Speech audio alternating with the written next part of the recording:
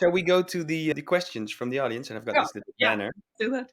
Sørensen, one question for Leia. How did you go about funding the project? What was the most important factors of you achieving the funding? A very good question, Emil. Leia, can you answer that? Yeah. So the most important factor was the crowdfunding. The fact that we were able to get 1,500 people to crowdfund what it was, I think, 500,000 Danish crowns. So the amount wasn't that much, but all those people helped us validate the business case to potential investors. And then it was just a lot of hard work, going around, knocking on doors, presenting our investor deck, saying we have this amazing mission and we actually think there's a business opportunity in it as well. And we got tons of no's.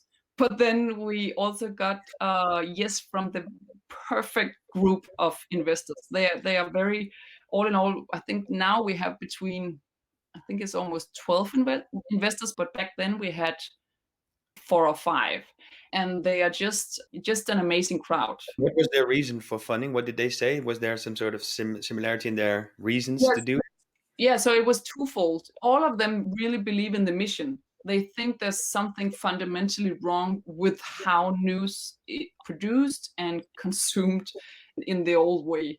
And so they want to they think it's important for democracy and for society to help fix that. So Yeah. so one thing is the idealistic reason for investing, but also they think that we look like people who actually knew stuff about running a business. I don't know if that was true, but it came to be true. Okay. I hope, Emil, that Leia answered your question. And Yeah. there's a question from Clara. I have two questions. One, in your opinion, which are the most promising areas for making experiments, new products in journalism? Maybe I can just answer for us, make a Zetland comment to that. For Yeah. us, the promising area is to use our members more, to say, as Professor Jay Rosen from in NYU always say, help me investigate. Yeah. We should say that more often to our community.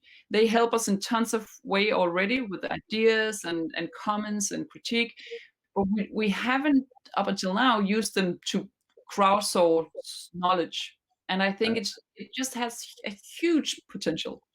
So that's Uh, one of the promising areas, in your yeah, opinion. Yeah. yeah, totally. And then the second question, have you any tips about the business model? Very often journalists have good ideas for startups, but they face big difficulties, I think, about how to set the right business model. Yeah, this is a meta answer, but Yeah. my piece of advice would be take it seriously.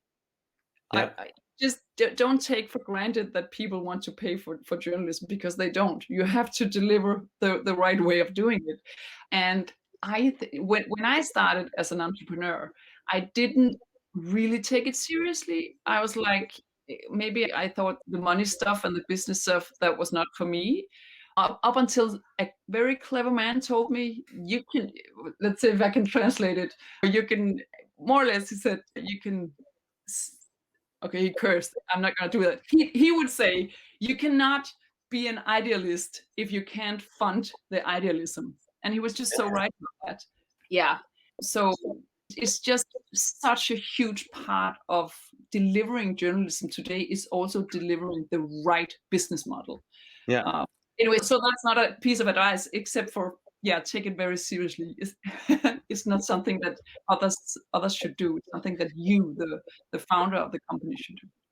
And you told me when we talked last week, you said some journalists and some journalistic organizations think that the content is the product, but you said the product could be the app, the web, the user experience. That is the product too. So don't think of the content as a product, but it's the sum of its parts. It's more so product and content is the thing people are paying for. Did I say Yeah, that right?